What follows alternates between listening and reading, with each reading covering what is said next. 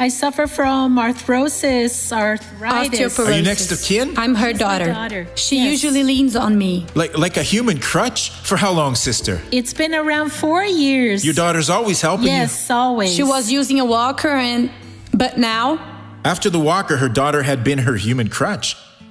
How were you walking? Show it to me. Just like before. Like this? Let go of your daughter now. You may go home now, sister. You don't need a crutch anymore. This is awesome. The Holy Gospel is the power of the Lord. It causes the paralytic to talk, the blind to see, the mute to speak, the deaf to hear, the sinner to repent. It's the gospel that opens doors for you and gives you a blessing that no one can take away from your life. Natalia, what's that cane for? I could barely walk. It hurt? Yes, it hurt. How did you walk with it? Can you show us? Some days I can't even walk at all. Some days I drag myself at home. How long has the suffering been? It's been quite a long time. So put it on your shoulder now as Jesus has healed you now. Go, child of God. Look at that, brothers.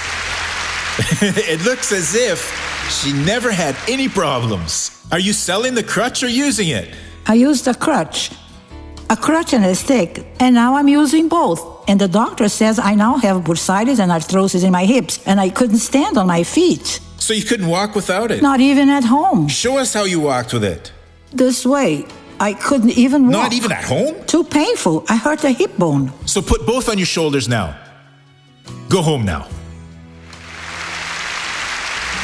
Jesus is really great, my brothers. Now I would like to unite my faith for you to be completely blessed. All evil that is in your life, bow your head and close your eyes. I say, leave now, in the name of Jesus.